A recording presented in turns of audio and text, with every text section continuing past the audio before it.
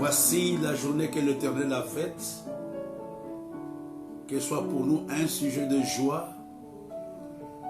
et un sujet d'allégresse.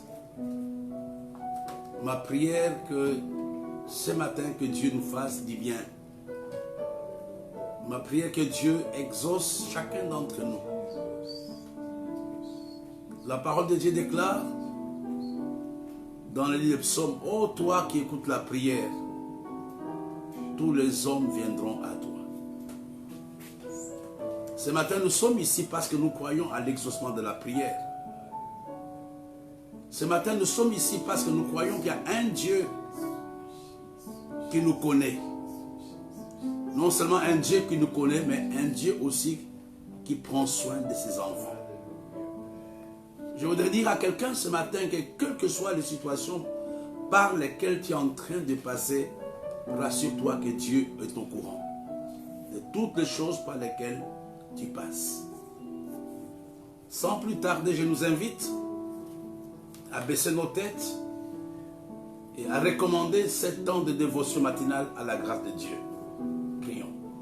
Tendre Père, nous te bénissons, nous te glorifions pour ce jour nouveau que tu nous donnes. Nous te prions, notre Père et notre Roi, que tu mets dans le cœur de chacun d'entre nous un esprit de foi, parce que nous sommes venus en ce lieu pour nous attendre à une touche spéciale et à une touche particulière de ta part. Toi, tu connais le besoin des uns et des autres.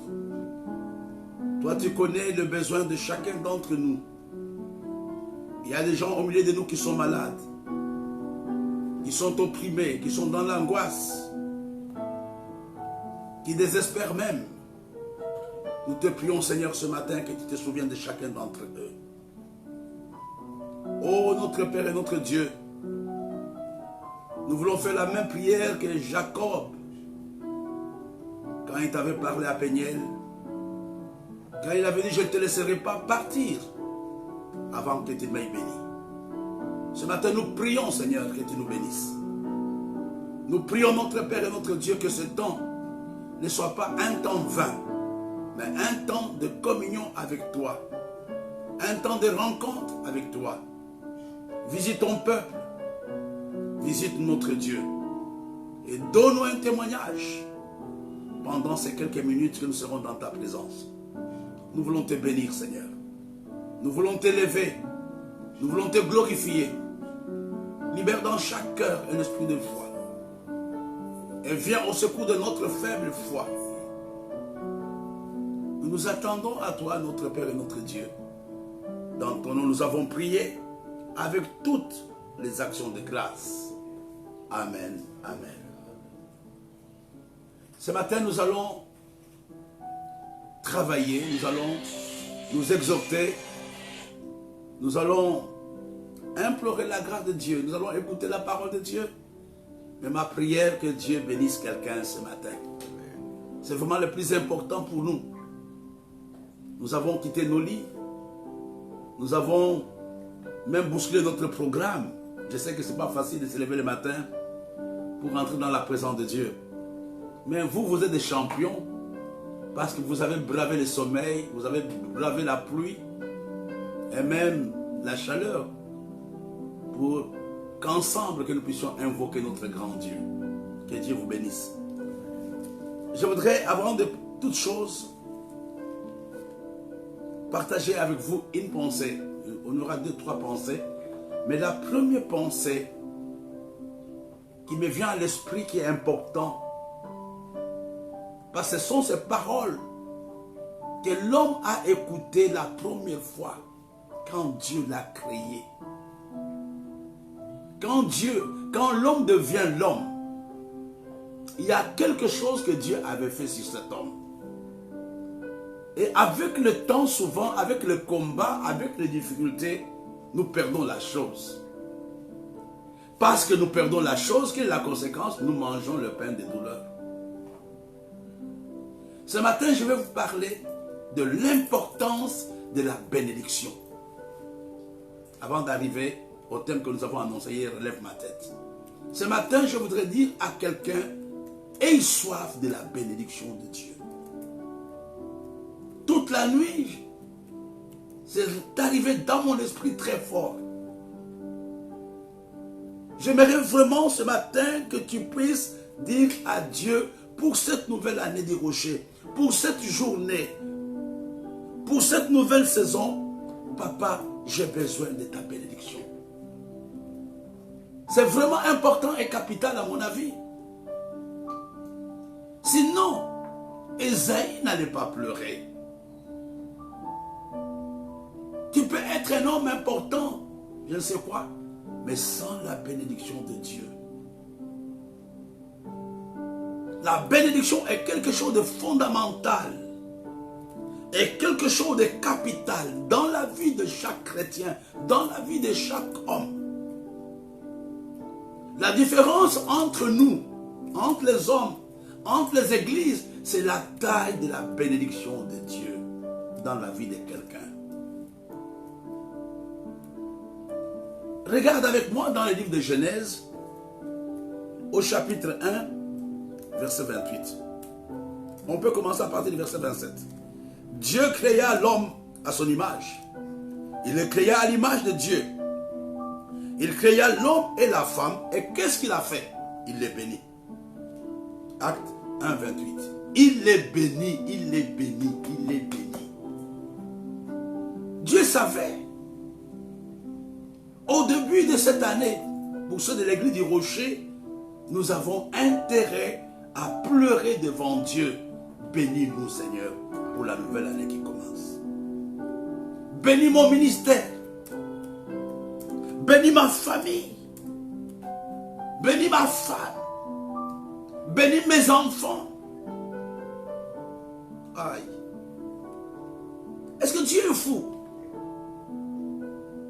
Il pouvait les créer, il dit, mais allez travailler. Mais quand il les crée, la chose qu'il fait, le premier acte divin que Dieu avait fait vis-à-vis de l'homme, c'était la bénédiction. Il les crée et puis il les bénit. Comme c'est un acte important dans la vie du chrétien, dans la vie de l'homme, c'est la chose que le diable vole dans ta vie. C'est la chose que le diable arrache dans ta vie. La question que j'aimerais te poser, qui a volé ta bénédiction? Le combat entre Jacob et Esaïe était le combat de la bénédiction. C'était le combat de la bénédiction. Ce matin, je parle à quelqu'un qui me suit. Quel que soit l'endroit où tu te trouves, dans une voiture, dans une maison, à la cuisine, au lit. Que Dieu te bénisse, mon frère. Que Dieu te bénisse, ma fille, là où tu es. Je prie que Dieu te bénisse, que Dieu te bénisse, que Dieu te bénisse. Et nous allons aussi voir un autre texte dans le livre de... dans le même livre. Dans le livre de Genèse, chapitre 32. Oh là là. Verset 26 nous dit... Il s'agit de Jacob. On peut commencer à partir du verset 24 pour comprendre le contexte. Jacob demeura seul. Alors un homme lutta avec lui jusqu'au lever de l'aurore. Voyant qu'il ne pouvait le vaincre, cet homme le frappa à l'emboîture de la hanche. Et l'emboîture de la hanche de Jacob s'est démise pendant qu'il luttait avec lui. Il dit, « Laisse-moi aller car l'aurore se lève. » Jacob répondit, « Je ne te laisserai point aller que tu m'aies béni. Nous voyons aussi Jacob ici, qui réclame, il dit non, je ne vais pas te laisser partir avant que je ne reçoive la bénédiction. C'est ta prière de ce matin, c'est de dire à Dieu, je ne vais pas terminer cette demi-heure de prière avant que tu m'aies béni. C'est important, mon frère et ma soeur, d'avoir soif de la bénédiction. D'avoir soif de la bénédiction, c'est important ce matin de dire à Dieu, bénis-moi. Avant de continuer, j'aimerais que chacun baisse la tête là où il est. Qu'il dise à Dieu, bénis-moi. J'ai besoin de ta bénédiction ce matin. Au nom de Jésus, prions. Nous voulons te bénir, Seigneur, ce matin. Nous ne voulons pas que ce soit un discours creux. Nous prions que cette matinée soit une matinée de bénédiction. Nous prions notre Père et notre Dieu, que ta main soit sur la vie de chacun d'entre nous. Tu connais nos combats, tu connais nos difficultés. Nous prions ce matin, Seigneur, que ta bénédiction soit à l'église Le Rocher. Que ta bénédiction soit sur les centres missionnaires Le Rocher. Que ta bénédiction soit sur notre nation, le Cameroun. Que ta bénédiction sur la RDC, le Gabon, le Bénin, la Côte d'Ivoire, la France et les États-Unis d'Amérique. Nous avons besoin de toi ce matin, notre Père et notre Dieu. Nos vies n'ont aucun sens, Seigneur, sans ta bénédiction. C'est la raison pour laquelle notre Père et notre Roi, Jacob était un chasseur de bénédiction. C'est parce qu'il connaissait l'importance de la bénédiction. Même si des fois nous-mêmes, nous sommes des aveugles, nous ne comprenons pas pourquoi nous devons être bénis. Nous voulons ce matin, notre Père et notre Dieu, que tu bénisses nos maisons, que tu bénisses nos familles, que tu bénisses nos enfants, que tu bénisses notre Église, que tu bénisses notre nation. Nous te bénissons, notre Dieu, au nom de Jésus. Amen. La question que tu dois te poser ce matin, c'est vrai, quand je préparais, il y a beaucoup de choses qui me passaient à l'esprit. Et tu as besoin d'une telle prière? Si, tu as besoin d'une telle prière.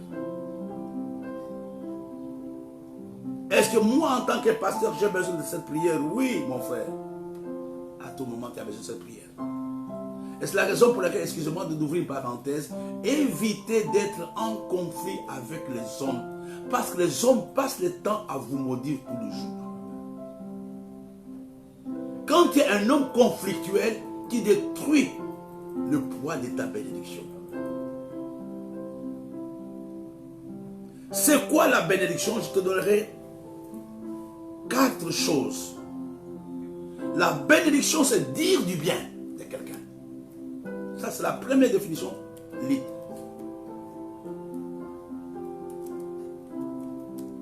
C'est la bénédiction, c'est dire du bien de quelqu'un. On va prendre chaque définition. J'aimerais que tu dises le bien de ta famille. Nous devons changer la confession sur nos vies. Nous devons changer la confession sur l'église. Nous devons changer la confession sur le brebis. Nous devons changer la confession sur nos épouses, nos maris, nos enfants, notre pays. La première chose, la bénédiction, c'est dire du bien. Regarde, si tu es en conflit avec les gens, qui parlera du bien de toi? La première chose, la bénédiction, c'est dire du bien. La deuxième signification littérale du mot bénir. Bénir signifie vouloir le bien. Premièrement, dire le bien. Et deuxièmement, vouloir le bien. Il faut au moins que quelqu'un regarde. David voulait le bien de Mephibosheth. Avant que Mephibosheth soit en possession de la bénédiction, soit en possession de la restitution, quelqu'un pensait du bien de lui. Oh, je prie ce matin que quelqu'un pense du bien de toi. Peut-être il n'a même pas l'argent. Je me rappelle un frère un jour, il y a beaucoup d'années, je ne sais même pas s'il me suit. Un jour il a dit, pasteur, dès que j'aurai l'argent, je t'achèterai une maison. J'achèterai une maison pour l'église, etc. C'est vouloir le bien de quelqu'un. Et vous savez, la manière dont nous vivons montre que nous ne bénissons pas souvent. Les gens disent, nous sommes en train de bénir le rocher, mais vous ne voulez aucun bien du rocher. Les actes que nous posons montrent le contraire. Dire du bien et vouloir le bien. Je fais tout pour le bien de cet homme. La troisième chose, non seulement vouloir le bien, mais penser du bien. Dieu pense notre bien. Le projet que j'ai pour vous, ce sont les projets de paix et de bonheur et non les projets de malheur. Quand tu passes ton temps à mijoter, tu mijotes, voir comment faire du mal à quelqu'un, comment humilier quelqu'un, comment tu souhaites la mort, tu souhaites un tas de choses, sans t'en rendre compte, tu ne bénis pas. Bénir, c'est dire du bien. Bénir, c'est vouloir le bien.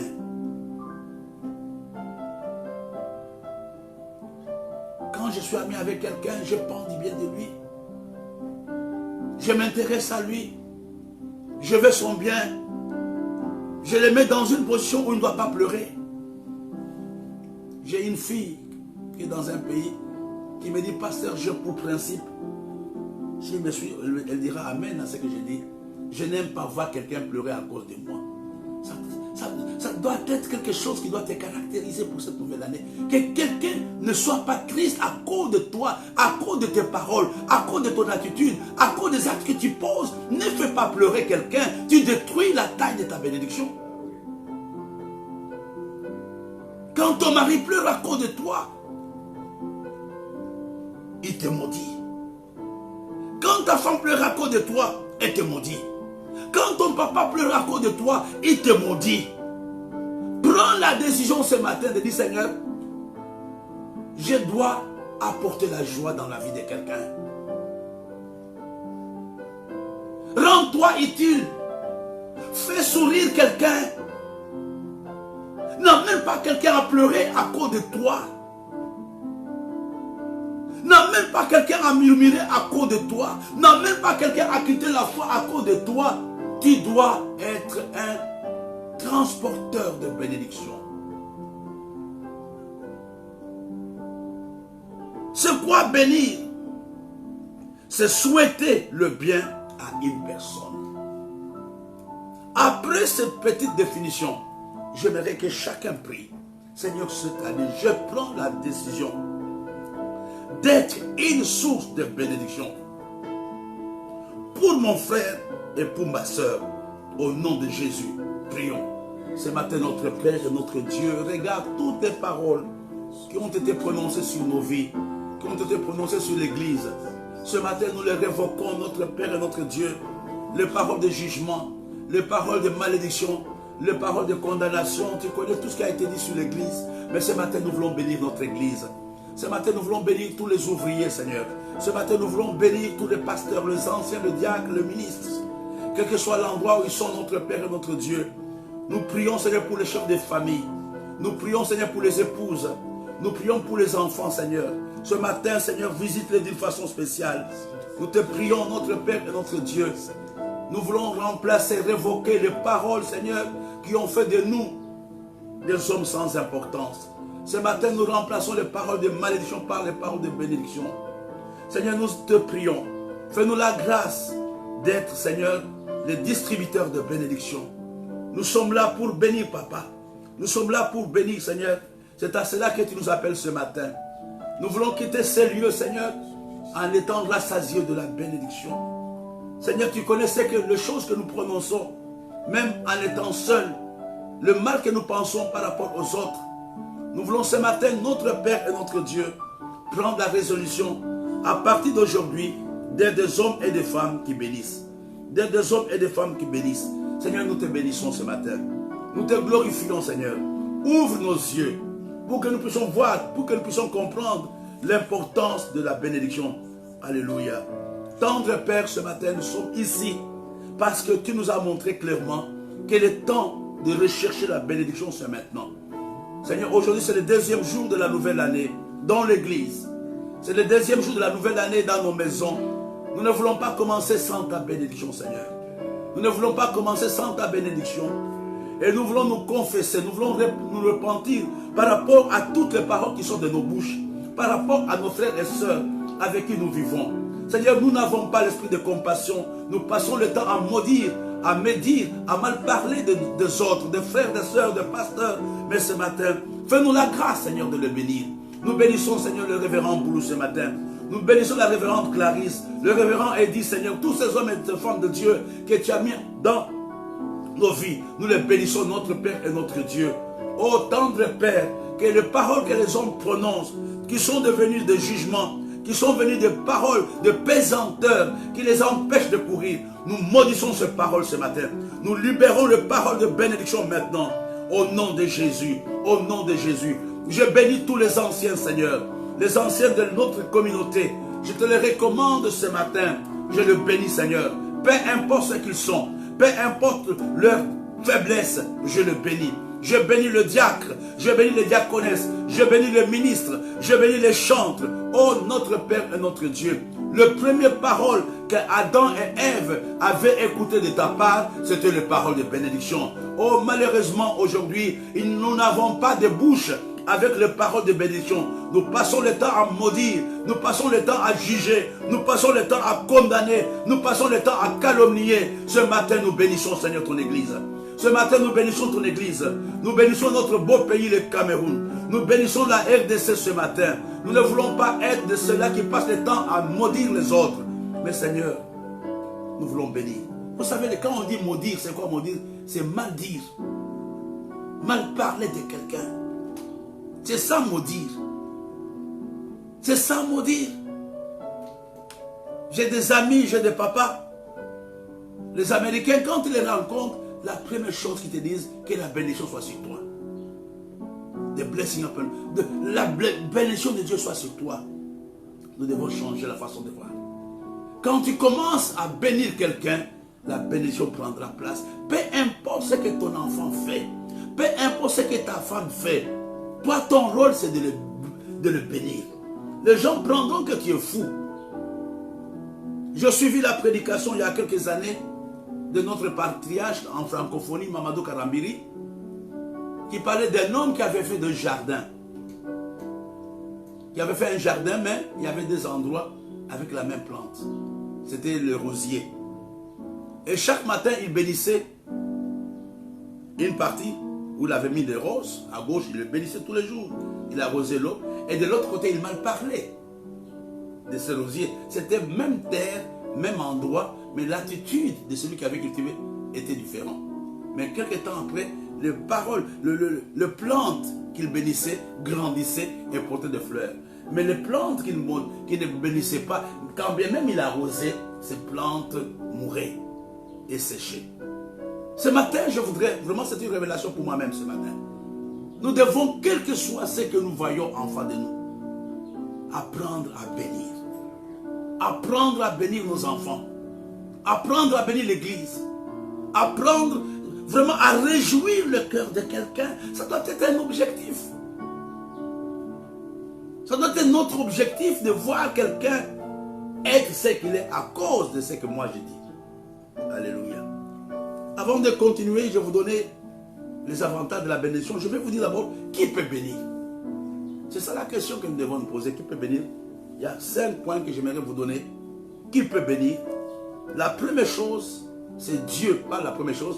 Le premier point, qui peut bénir, c'est Dieu lui-même. C'est dans Ecclésiaste, chapitre 9, verset 11.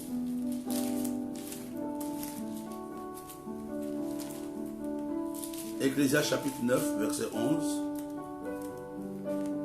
J'ai encore vu sous le soleil que la course n'est point aux agiles, ni la guerre aux vaillants, ni le pain aux sages, ni la richesse aux intelligents, ni la faveur aux savants, car tout dépend pour eux du temps et des circonstances. On peut tout avoir, on peut être intelligent. Si Dieu ne bénit pas, il n'y a rien qui peut arriver. Tu peux avoir le diplôme, tu peux avoir fait 15 ans à l'université, tu peux avoir une grande maison, mais tu n'es pas un homme béni. La première personne qui peut bénir, c'est Dieu. Prions. Seigneur, nous te bénissons ce matin. Nous avons soif de ta bénédiction ce matin. Seigneur, pour cette nouvelle année, mon frère et ma soeur ont besoin de ta bénédiction. Nous venons à toi maintenant pour réclamer, pour revendiquer la bénédiction dans tous les aspects de notre vie. Sois béni, Papa. Sois magnifié, notre Père et notre Dieu. Au nom de Jésus. Amen. C'est d'abord Dieu qui peut bénir. Ne dis pas j'ai de l'argent. Ne dis pas je suis bien. J'ai connu il y a quelques années, avant la dévaluation, un homme qui touchait à l'époque à peu près 2 500 000 francs, mais qui n'avait pas à manger à la maison. C'est l'équivalent à peu près aujourd'hui de 5 millions. Mais qu'est-ce qui manquait dans la vie de cet homme?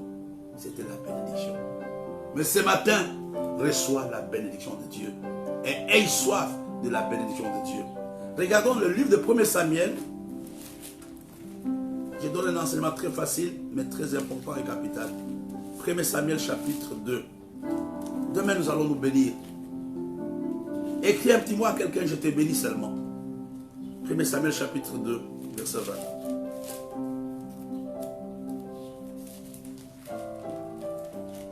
20. Samuel chapitre 2, verset 20. La Bible nous dit, et Élie bénit Elkana et sa femme, en disant que l'Éternel te fasse avoir des enfants de cette femme, pour remplacer celui qu'elle a prêté à l'Éternel, et s'en retourner chez eux. Qui peut bénir en deuxième lieu? Il y a d'abord Dieu. Et la deuxième personne, excusez-moi de dire personne, ce sont les serviteurs de Dieu. Et vous comprenez, frères, que nous, en tant que serviteurs de Dieu, Dieu nous a donné le ministère de bénédiction. Dieu bénit. Et la deuxième chose, les serviteurs de Dieu. Et tu comprends, quel que soit le rang que tu as, quand tu n'honores pas les serviteurs de Dieu qui sont établis sur toi, tu te maudis toi-même. Quand je suis arrivé à l'église, je n'avais pas du respect pour mon pasteur. Il y a quelques années. On avait le même âge. J'avais de plus grands diplômes que lui. Mais Dieu m'a appris à l'honorer quand j'étais dans l'église. J'ai transporté le sac de cet homme. Frère, ne joue pas avec... Vous savez que Dieu bénit selon le principe qu'il établit. Dieu ne bénit pas parce que je suis intelligent, je fais des choses à ma façon. Non, frère. Il y a des principes que Dieu établit. Tu ne respectes pas le principe, tu te maudis et tu sèches. Tu ne sais pas d'où te vient la malédiction. Il y a une semaine, je suis rentré d'une conférence quelque part dans un pays. J'ai vu ce quoi honorer un homme de Dieu. J'ai vu ce quoi honorer un père. J'ai vu comment on parle au père. Mais on n'a pas ça en francophonie. Je comprendais que nous réussissons, or nous ne réussissons pas. On prend les serviteurs de Dieu comme des laquais, comme des gens sans importance. Non, frère. Le serviteur de Dieu est là pour te bénir. S'il a le pouvoir de te bénir, il a aussi la possibilité de te maudire. Ne jouez pas avec ça. On doit changer dans l'église. On ne peut pas s'élever comme on veut, faire ce qu'on veut parce que je suis grand, parce que j'ai de l'argent, parce que j'ai des millions. Non, mon frère, Dieu bénit selon le principe. Moi, je suis au Cameroun. Ça fait quand même beaucoup d'années que je suis ici, chez les Bamileke. Quand on établit un enfant que c'est lui l'héritier, les gens qui sont en ville le respectent. Quel que soit l'âge. Je suis ici avec Barthélémy, je crois qu'il ne peut pas me contredire. On l'honore comme père. On ne dira pas que non, c'est un petit enfant, c'est l'enfant de mon petit frère. C'est lui le chef de famille, il est respecté. Beaucoup de nos problèmes dans la vie en tant qu'individu proviennent de mauvais rapports que nous avons avec les hommes de Dieu. On ne les honore pas. Et ces gens finissent par nous maudire. Quand un pasteur dit que non, moi je ne vais pas m'occuper de cette brebis-là, il est comme ça. Il ne t'a pas béni. C'est Dieu qui bénit en premier lieu. Et en deuxième lieu, ce sont les hommes de Dieu. C'est Elkanah qui a prié pour Anne. Plutôt c'est Élie qui a prié pour Elkanah et Samuel. Et Anne pour avoir Samuel. Ce matin, j'aimerais que nous, les hommes de Dieu, quel que soit l'endroit où nous sommes, qu'on change aussi notre façon de faire. Qu'on ne soit pas là seulement en train de blâmer les chrétiens, en train de les maudire. Pour un non ou pour un oui, je maudis, je maudis, je maudis. Et à un moment, tu vois que l'église sèche. Nous sommes là pour bénir. Nous sommes là pour bénir ce matin. Cette année, vraiment, j'aimerais que je m'associe à quelqu'un pour dire, Seigneur, nous retirons toutes les paroles mauvaises qui sont sorties de nos bouches par rapport aux hommes sur qui tu nous as établis. Ils sont enfants de Dieu, nous sommes des serviteurs de Dieu. Nous sommes les domestiques de Dieu. Nous sommes là pour laver les caca. Nous sommes là pour laver les urines. Seigneur, fais-nous la grâce de patienter, de ne pas être prompt à maudire. Ce matin, notre Père et notre Dieu, nous bénissons nos frères. Que toutes les paroles qui sont sorties de nos bouches, d'une façon consciente et inconsciente, nous les révoquons. Nous les bénissons ce matin. Quel que soit l'endroit où ils sont, nous bénissons leur entreprise, nous bénissons leur maison, leur ministère, qu'ils soient féconds et qu'ils portent des fruits au nom de Jésus. Qui peut bénir? Allons dans le de Genèse chapitre 24. C'est une matinée pratique. Genèse 24. Verset 60. Alléluia. Là aussi, on a beaucoup de choses à dire. Il s'agit de Rebecca et sa famille. Il bénit Rebecca et lui dit, oh notre sœur, puisses-tu devenir des milliers de milliards et que ta prospérité possède la porte de ses ennemis. Qui bénit en premier lieu? C'est Dieu. Dieu peut bénir. Ses serviteurs peuvent bénir, mais la famille aussi peut bénir. Ici, c'est la famille de Rebecca qui était en train de bénir Rebecca en disant que tu sois prospère, que tu puisses avoir beaucoup d'enfants. Je voudrais encourager quelqu'un ce matin à ne pas négliger la famille biologique. À ne pas avoir des relations conflictuelles avec celui qui t'a engendré, quel que soit le rang que tu as. Oh non, je suis devenu quelque chose, je suis important. Tu n'es que ma mère biologique. Dieu pouvait se servir de n'importe qui pour me mettre au monde. Ce n'est pas l'évangile de Jésus. Après ce message, j'aimerais, si tu es en conflit avec tes parents, que tu les appelles. Après ce message, si tu es en conflit avec ton père, fais un petit mot, fais un petit geste. D'ailleurs, le dimanche 19, dans une semaine à peu près, c'est la fête de Père. Invite ton père à l'église, fais-lui un petit cadeau. Que ce soit ton père spirituel. Aujourd'hui, les gens mettent l'accent sur le père spirituel, mais ils oublient le père biologique. J'ai un enfant. Mon fils biologique, mon fils aîné, j'ai dit, mais je suis ton père, mais de temps en temps, considère-moi comme ton père spirituel. De temps en temps, paye la dîme. De temps en temps, fais-moi du bien. Ne dis pas non, papa, ce n'est pas ça. Le principe, le fils est là pour réjouir les cœurs du père. Le fils est là pour protéger le père. Si tu commences à sentir dans ton cœur l'esprit de te comparer, d'être en compétition avec ton père, tu es en train de perdre. Quand tu penses que toi tu fais mieux que ton père, tu es en train de perdre. Le père, le fils est là quand David gagne le combat contre Goliath. Quelle était la question que Saül avait posée? De qui est-il fils? Et David a dit, je suis le fils d'Isaïe. Mon frère et ma soeur, ce matin, pourquoi je parle de toutes ces choses? Je vais te dire pourquoi je parle de ces choses. Quand tu n'as pas de bonne relation avec Dieu, tu ne peux pas être béni. Quand tu n'as pas de bonne relation avec les serviteurs de Dieu, tu ne peux pas être béni. Quand tu n'as pas de bonne relation avec ta famille, tu ne peux pas être béni. Je te te montre des choses par lesquelles le diable passe. Toi, ton temps, c'est ton papa pleure à cause de toi, à cause de ce que tu fais. Oh, il a fait ceci, il a fait cela. Mon frère, tu as quel avenir? Quand ton pasteur tout le temps pleure à cause de toi, comment tu le négliges, comment tu le traites, tu penses que tu seras béni, même si tu fais des millions de prières. C'est d'abord Dieu, le serviteur de Dieu et la famille qui peut bénir. Regardons dans le livre d'Hébreux chapitre 7, verset 7. Alléluia, alléluia. Hébreux chapitre 7, verset 7. On va gagner le temps.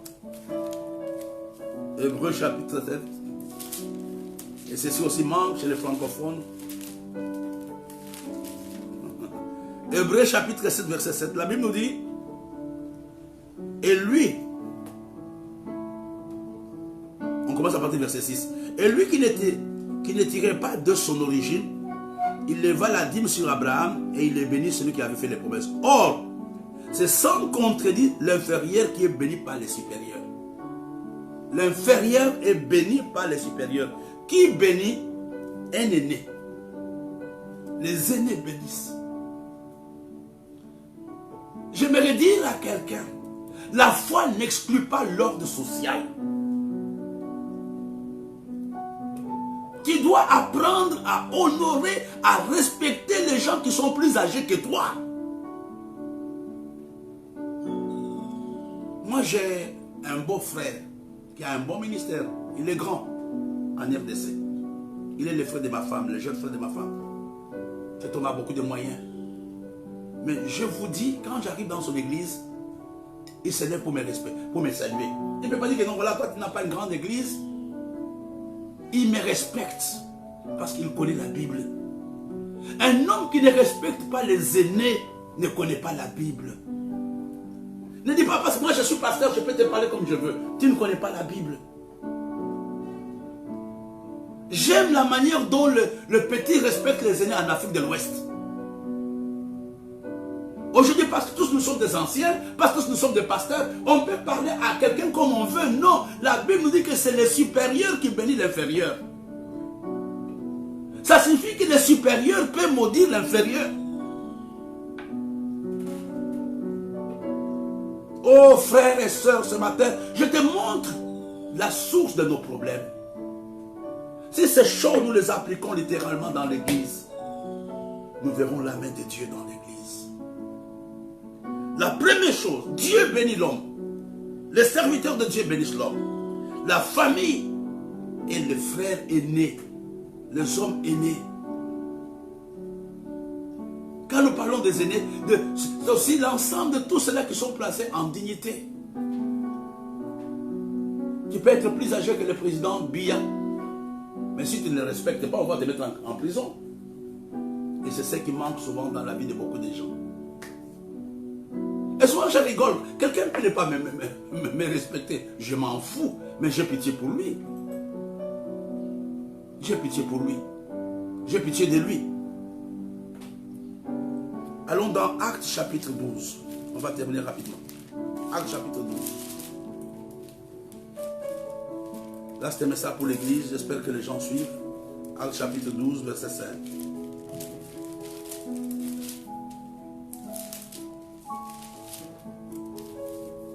Chez moi, on n'appelle pas un grand frère par son nom. On l'appelle toujours Yaya. Grand frère, on ne peut pas l'appeler par son nom. Et ici, ce sont les Français qui nous ont amenés à oublier toutes ces choses. Acte 12, verset 5. La Bible nous dit, Pierre donc était gardé dans la prison et l'église ne cessait d'adresser pour lui des prières à Dieu. La cinquième source de la bénédiction, c'est l'église. L'église aussi peut bénir quelqu'un. Donc, je te montre des sources. Parce que quand on ne respecte pas ces sources, qu'est-ce qui se passe? On se maudit. On va terminer rapidement. Il y a 4 petites choses, 5 que je voudrais vous donner avant de terminer. La première chose, si tu es en train de prendre note, je te donne ça rapidement.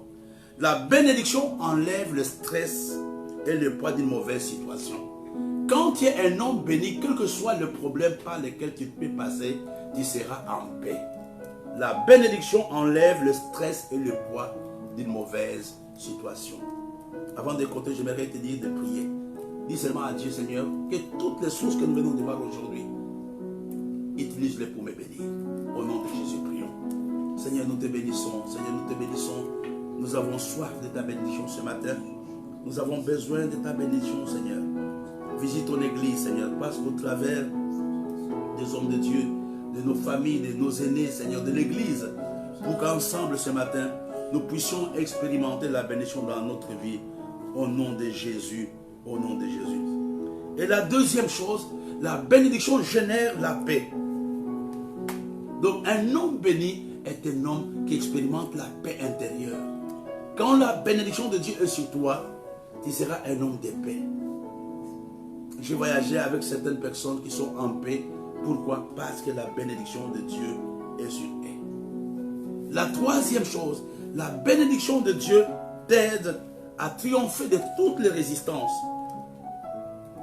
et enlève les obstacles dans ta vie. Il y aura des obstacles, mais la bénédiction de Dieu t'aidera à les vaincre. Tous les obstacles sur le chemin de ta destinée peuvent être vaincus grâce à la bénédiction de Dieu sur ta vie. Le quatrième point, j'ai pris pour l'église et pour toi et pour moi-même. La bénédiction facilite et multiplie les choses positives dans notre vie. Ça, notez en grand.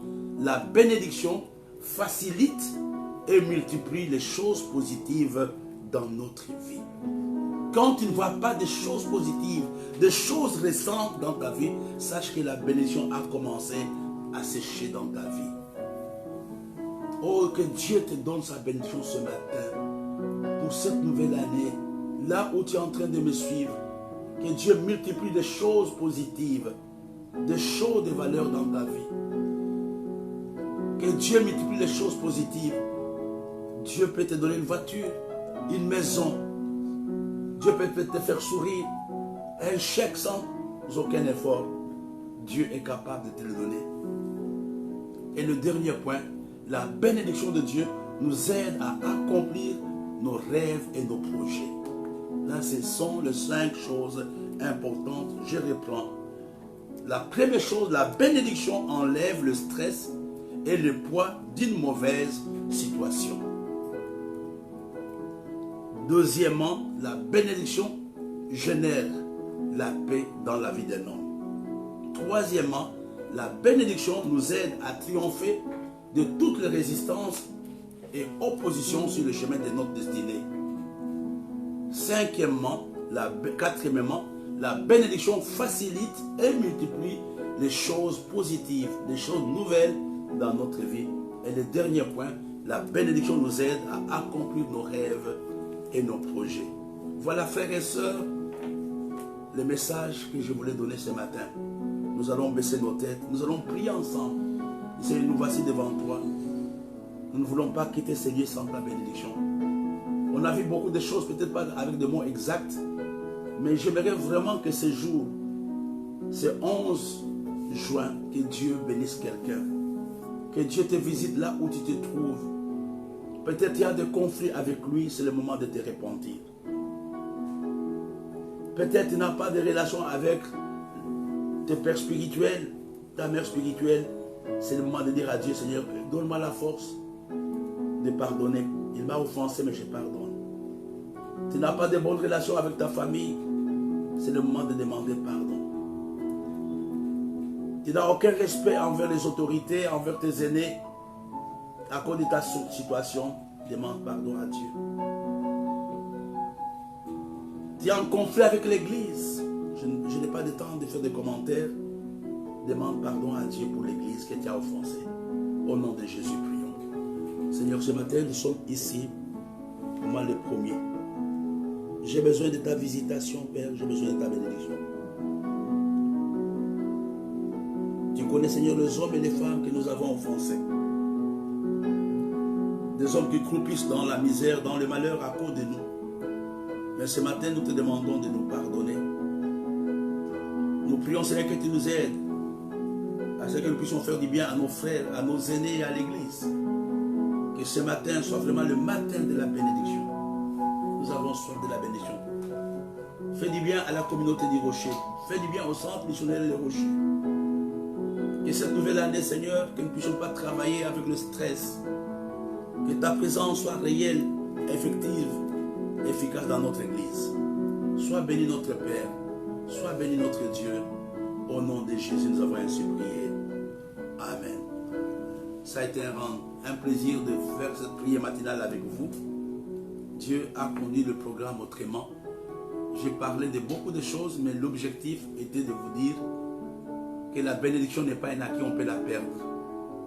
On doit faire attention aux sources de la bénédiction. Dieu, nos pères spirituels, nos familles, nos aînés et l'Église, quand on ne gère pas bien ces 5 types de relations, nous risquons de travailler en vain et d'avoir le pain de la douleur. Ayez une bonne journée et un bon week-end. Amen.